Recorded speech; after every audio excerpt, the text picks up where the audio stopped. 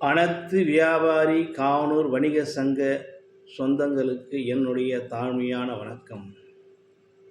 நம்முடைய சங்கம் 3 ஆண்டுகள் நிறைவேற்று 4வது ஆண்டு வெற்றிகரமாக பீடு நடை போடுகின்ற இத்தருவாயில் இந்த சங்கம் செயல்பாடு சிறத்தன்மை இருக்கிறதா என்றால், சங்கத்தில் பிளவு ஏற்படுகின்ற நிலை இங்கே ஊர்ஜிதமாக இருக்கிறது. அதற்கான காரண காரியம் என்ன, அதை பற்றி நான் உங்களோடு பகிர்ந்து கொள்ள ஆசைப்படுகிறேன். அன்பு சொந்தங்களே, இந்த காவலர் வணிக சங்கம் என்பது இதுநாள் வரையில் மே மாதம் 5ஆம் தேதி மாநாட்டிற்காக மட்டுமே சந்தா தொகையை வசூல் செய்து மாநாட்டிற்காகவே அழைத்துச் செல்லப்பட்டது. அந்த நிலை மாற வேண்டும் என்பதற்காக தான் டிசம்பர் மாதம் உறுப்பினர் அட்டை பெற வேண்டும், ஒருவருக்கும் உறுப்பினர் அட்டை பலகையை கடையில் வைக்க வேண்டும் என்பதற்காக பதிவு செய்துவிட்டோம். அதற்கான பணத்தை பெற்றோம். சரி, இதெல்லாம் இருக்கட்டும். இப்போது மாநாடு போவதற்கு முன்னரே நாம் சில விஷயங்களை அறிய வேண்டும். இத்தருணத்தில் இந்த பிளவு ஏற்படுவதற்கான காரணம் என்ன, அந்த காரண காரியத்தை நாம் சரியாக உணர்ந்து அறிந்து புரிந்து செயல்பட்டால் ஒழிய நம்முடைய சங்கம் ஒற்றுமையாக இருக்கும். நாம் ஒன்றுபட்டால் உண்டு வாழ்வு, ஒற்றுமை நீங்கி அனைவருக்கும் தாழ்வு. அதனை நான் உங்களோடு சொல்லிக்கொள்ள ஆசைப்படுகிறேன். ஏன் ஒரு உபநயமாக நான் இதை சொல்ல விரும்புகிறேன் என்றால், முன்னொரு காலத்தில் சேக்கிழார் அவர்கள் வாழ்ந்த காலத்தை உங்களோடு நான் பகிர்ந்து கொள்ள தருணத்தில் ஆசைப்படுகிறேன். அனபால சோழன் ஆட்சி செய்தான். அனபால சோழன் ஆட்சி காலத்தில் வன்மையும் இல்லை, வறுமையும் இல்லை.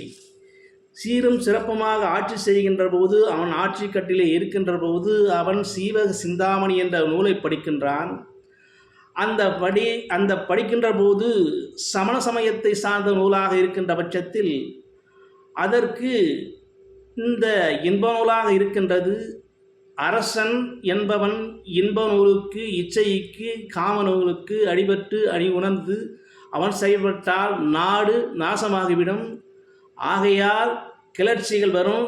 மன்னன் சீவக சிந்தாமணி என்ற சமண நூலை படிக்கக்கூடாது என்று ஒரு தர்க்கம் ஏற்பட்டு அந்த நாட்டில் இருக்கக்கூடிய மக்களெல்லாம் ஒன்று கூடி இந்த சேக்கிழார் என்கின்ற இந்த அனபாழன் சோழன் ஆட்சி காலத்தில் முதன்மை மந்திரியாக இருந்தவர் தான் இந்த சேக்கிழார். இந்த சேக்கிழாருக்கு ஊர் மக்களெல்லாம் சொல்ல வலியுறுத்த மன்னர் சீவக சிந்தாமணி நூலை படிக்கக்கூடாது என்று சொல்கிறார்கள். சரி, இப்படி ஒரு நிலை இருக்கிறதா, இதனால் மன்னன் தவறு இழைப்பானா என்று உணர்ந்த சேக்கிழார் விஜயம் செய்கிறார் அரண்மனைக்குள். அவர் சமண சமயர்களோடு உரையாடி கொண்டிருக்கிறார் இந்த அனபால சோழன். இந்த அனபால சோழன் இப்படிக்கின்ற போது எப்பவும் வராத இந்த சேக்கிழார் வந்திருப்பதை அறிந்து உணர்ந்த அவர் தனிமையை அழைத்து கொண்டு இந்த அனபால சோழன் கேட்கிறார், சேக்கிழாரே, நீங்கள் வந்ததற்கு காரணம் என்ன, வந்ததற்கான கூற்று என்ன, ஏன் வந்தீர்கள், எப்போதும் என்னை பார்க்க வருவதில்லை, இப்போது தனிமையில் இருக்கின்ற போது இங்கே வருவதற்கான காரணம் என்ன என்று அழைத்து கூறுகின்ற போது, மன்னா, சீவக சிந்தாமணி என்ற இன்ப நூலை படிக்கின்றீர்கள். அப்படி படிக்கின்ற போது சமண சமயத்தை தழுவி படிக்கின்றீர்கள். மக்கள் எவ்வழியோ மன்னனும் அவ்வழி. ஆகையால் அது போன்ற நூலை படிக்க வேண்டாம் சொல்லுகின்ற போது இந்த அனபால சோழன் கேட்கிறான், நான் நூல் படிப்பது என்னுடைய விருப்பம், நான் நூலை படிக்கின்றேன், இதனால் மனமகிழ்கின்றேன், வேறு எந்த நூலை நான் படிக்க வேண்டும் என்று சொல்லுங்கள், நான் அதை படிக்கிறேன் என்று கேட்பார். அதற்கு சேக்கிழாரோ, சுந்தரர் இயற்றிய திருத்தொண்டர் தொகை என்கின்ற நூலை படியுங்கள் என்றார். அப்படி ஒரு நூல் இருக்கிறதா என்றால், ஆம் இருக்கிறது. 63 நாயன்மார்களை கொண்ட அந்த நூலை தாங்கள் படித்தால் உளம் தெளிவு பெறும். மக்கள் எவ்வழியோ மன்னன் அவ்வழி, நீங்கள் தெளிவு பெற்றால் மக்களும் தெளிவு பெறுவார்கள் என்று உணர்த்தினார்.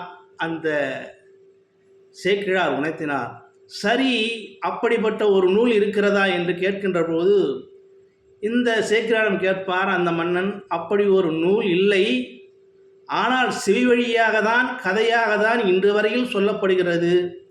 இந்த சுந்தரமூர்த்தி நாயனார் இயற்றிய திருத்தொண்டை புராணம் என்கின்ற பாடல்.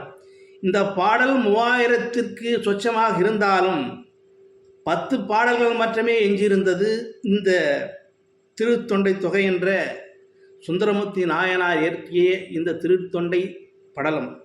சரி, இப்படி இருக்கின்ற போது மன்னர் சொல்லுவார், சேக்கிழாரே, நான் நல்லறிவு புகழ வேண்டும், நான் மக்களுக்கு நன்மை செய்ய வேண்டும் என்றால் தாங்கள் ஒன்றை செய்ய வேண்டும்.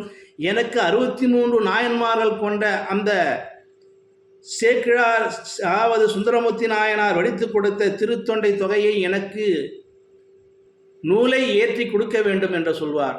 அதற்கு உடன்பாட்ட செவிசாய்த்த சேக்கிழாரோ, மன்னர் மன்னா, நீங்கள் சொல்வதெல்லாம் சரிதான், ஆனால் நான் முதன்மை அமைச்சராக இருக்கிறேன். இக்காலகட்டத்தில் நான் அமைச்சர் பதவி பார்ப்பேனா, உங்களுக்கு நூல் எழுதி கொடுப்பேனா?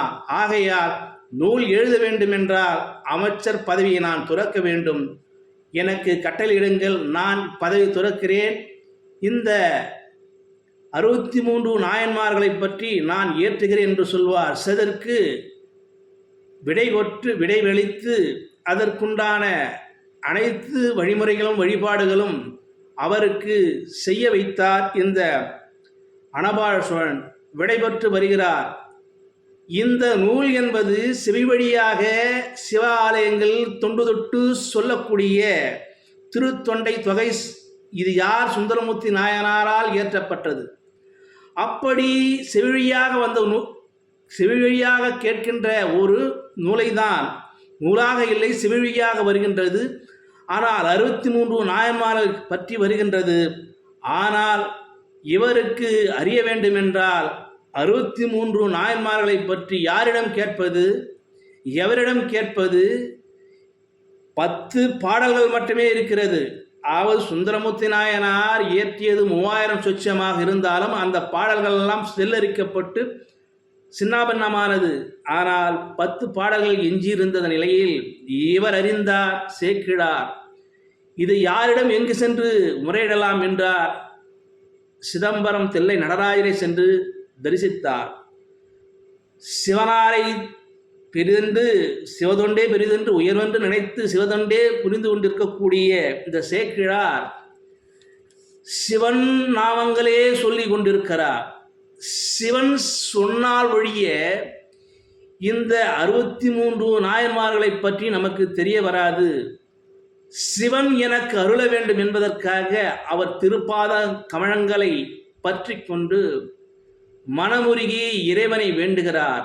அப்போது அசரீரியாக சிவபெருமான் சொல்கிறார், உலகெல்லாம் என்கின்ற அந்த ஒரு வார்த்தையை கொண்டு தான் அசரீ சொல்லுகிறது.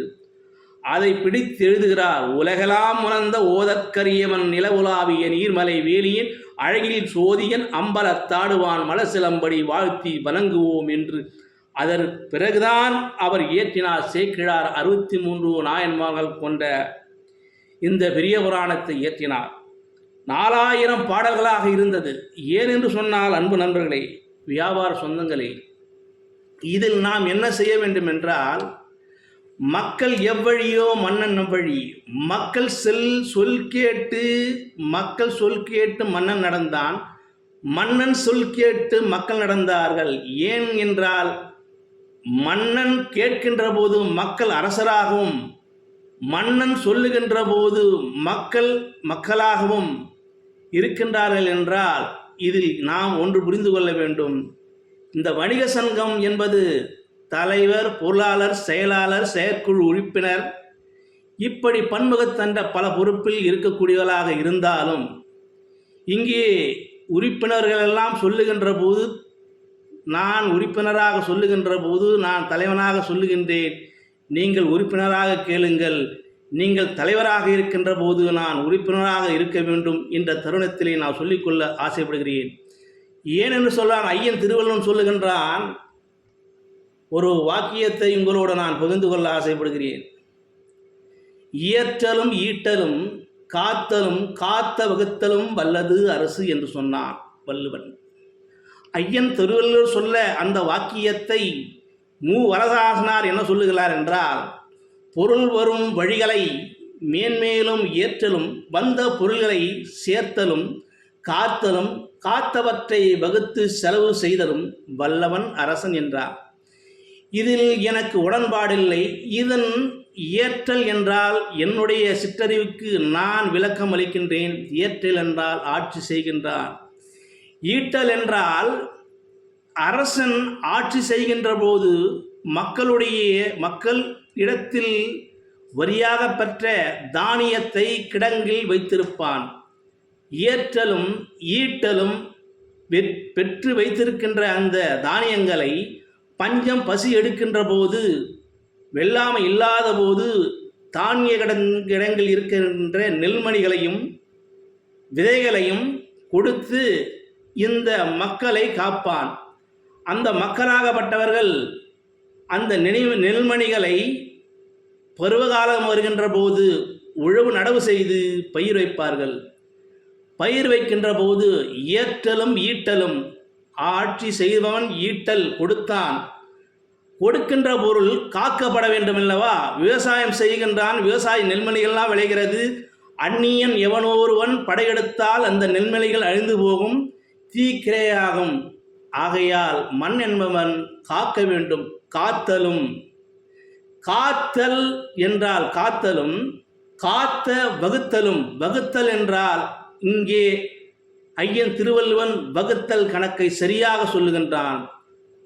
4 ஆவது ஒரு போகம் என்றால், அதாவது 4இல் ஒரு பங்கு வகுத்தல் என்றால் 4இல் 1 வகுத்து 1 பங்கை அரசனுக்கும் 3 பங்கை மக்களிடத்திலும் விட்டுவிடுவான். இயற்றலும் ஈட்டலும் காத்தலும் காத்து வகுத்தலும் வல்லது அரசு. வரியாக பெறுகின்ற அந்த தானியம்தான் பின்பு மக்களுக்கும் சென்று செல்கிறது. இங்கே நாம் ஒன்று புரிந்து கொள்ள வேண்டும். வணிக சொந்தங்களாக இருக்கக்கூடிய நீங்கள், தலைமை பொறுப்பில் இருக்கக்கூடிய நீங்கள் மே தினத்திற்கு மட்டுமே செலவு செய்கிறீர்கள். இந்த பணம் வீணாக போகிறது. வணிக சொந்தங்களுக்கும் வணிக சொந்தங்களுக்கும் வணிகருடைய குடும்பங்களுக்கும் அவர் பிள்ளைகளுக்கும் அவருடைய ஏற்றத்தாழ்வுகளுக்கும் உற்றதாக இந்த பணம் இல்லை. அடித்து சொல்லுகிறேன். இனி வருங்காலங்களில் இது போன்ற இழநிலை செய்யக்கூடாது என்பதையும் நான் ஆணித்தரமாக சொல்லுகின்றேன். பொருள் வருவதை வைத்து அவர்களுக்கு நன்மைகளை அளித்து அவர்களை காக்கின்ற வகையிலேதான் இந்த சங்கம் இருக்க வேண்டுமே தவிர, அந்த மே மாத தினத்திற்கு மட்டும் செலவழித்து விட்டு வருவது சாப்பிட்டு செட்டியை கவுத்து விடுவது போல இருக்கக்கூடாது. இந்த சங்கம் அடுத்த தலைமுறைக்கும் சென்று சேர வேண்டும் என்ற நோக்கிலே நான் சொல்லுகின்றேன். இன்னொரு பதிவும் நான் சொல்லுகின்றேன். ஆல்பர்ட் நோபல் என்ற அறிவியலாளர் அவர் ஜெலட்டின் குச்சியை தயாரித்தார். அவர் ஜெலட்டின் குச்சியை தயாரிக்கின்ற போது அதில் கடைசி தம்பி இறந்து விடுகிறான். இவன் இவனுக்கு இந்த ஆல்பர்ட் நோபலுக்கு ஒரே ஒரு கடைசி தம்பி இருக்கிறான். அதன் பின்பு தாய் இருக்கிறார், தந்தை இருக்கிறார்கள். இவன் ஜெலட்டின் குச்சியை தயாரித்து டைமண்ட் என்கின்ற குச்சியை தயாரித்ததாலே அவனுக்கு அறக்கட்டளை, அதாவது நோபல் அறக்கட்டளை $95,000 அவனுக்கு பெற்று அந்த நோபல் அறக்கட்டளையை நிறுவுகிறான். நோபல் அந்த அறக்கட்டளை நிறுவுகின்ற போது அந்த அறக்கட்டளையில் செயல்பாடுகள் என்ன இருக்க வேண்டும் என்றால், கடைசி காலத்தில் மூளை கசிவு ஏற்பட்டு இறந்து விடுகிறான். மூளை கசிவு எட்டு இறந்தவன் அவன் கண்டுபிடித்த கண்டுபிடிப்பு 355 காப்புரிமை கொண்டது. அவன் இறந்த நாள் 1896. பெருமூளை இரத்த கசிவால் இறந்து போனான். நோபல் ஃபவுண்டேஷன் என்ற அறக்கட்டளையை அவன் உயில் எழுதிய தருணம் என்னவென்றால், எதற்காக என்றால், $95,000 கொண்டு அந்த $95,000 இன்று வரையில் செலவு செய்கிறது. எதற்காக செலவு செய்கிறார்கள் என்றால், இயற்பியல், வேதியியல், இலக்கியம், மருத்துவம் அல்லது உடல்கூறு, அமைதிக்கான நோபல் பரிசு. இப்படி அந்த நோபல் பரிசு வருவதற்கான காரணம் ஃபவுண்டேஷன் என்னவென்றால், அடுத்த தலைமுறைக்கு தான் தவறு இழைத்தது அறிந்த ஜெலட்டின் குச்சியால் பல உயிர்கள் சேதம் இருந்தாலும் பல வெடிமருந்துகளால் தயாரிக்கப்பட்ட அவன் நல்வழிக்கு சாகுங்காலத்தில் இந்த பொருள்கள் எல்லாம் நல்வழிக்கு செலவிட வேண்டும் என்பதற்காக $95,000 கொண்ட அந்த நோபல் ஃபவுண்டேஷன் அறக்கட்டளை ஆரம்பித்து இன்று வரையில் உலகம் முழுக்க இந்த நோபல் அறக்கட்டளை சிறந்து விளங்குகிறது. அன்பு நண்பர்களே, ஏனென்று சொன்னால், நாம் இந்த சங்கம் வைத்திருப்பது நமக்கான சங்கமாக இருக்கக்கூடாது. இந்த சங்கம் வருங்கால தலைமுறைக்கான சங்கமாக இருக்க வேண்டும். வருங்கால சங்கதிகளுக்காக, படிப்புக்காக இருக்க வேண்டும். அவருடைய கஷ்ட நஷ்டங்களுக்கு தீர்வுக்காக இருக்க வேண்டும். யார் இறந்தாலும் அவர் இறப்பிற்கு உதவ வேண்டும். அதாவது எல்ஐசி பாலிசி போல இந்த சங்க பணம் அமைய வேண்டும். ஒரு நாள் மே மாதம் மட்டுமே செலவு செய்து சாப்பிட்டு செட்டியை கவித்து வைப்பது போல் இருந்தால் இந்த சங்கம் இனி நடக்காது என்பதை அறிவித்து சொல்கிறேன். இனி வருங்காலங்களில் நான் இங்கே தலைவனாக இருக்கிறேன், நீங்கள் உறுப்பினராக இருங்கள். நீங்கள் தலைவனாக இருக்கின்ற போது நான் உறுப்பினராக கேட்பேன் என்பதை உறுதி செய்கிறேன். இங்கே தலைவர் செயலாளர் யாரும் இல்லை, அனைவரும் தலைவர்கள்தான், அனைவரும் செயலாளர்களால். ஒன்றுபட்டால் உண்டு வாழ்வு, ஒற்றுமை நீங்கி அனைவருக்கும் தாழ்வு என்பதை கூறிக்கொண்டு, மே மாதம் 5ஆம் நாள் நாம் வணிக சங்க மாநாட்டிற்கு செல்வதற்கு முன்னாகவே காவனூரில் வணிகர் சங்க கூட்டமைப்பில் தேர்தல் நடைபெற்று தலைவர் செயலாளரை தேர்ந்தெடுத்த பிறகுதான் இந்த வணிக சங்கம் செயல்படும் என்று உறுதி கூறுகிறேன். நான் என்னுடைய கருத்தை சொன்னேன். இதற்கு வழிமொழிவர்கள் யாராக இருந்தாலும் வழிமொழியட்டும். நன்றி, வணக்கம் அன்பு நண்பர்களே.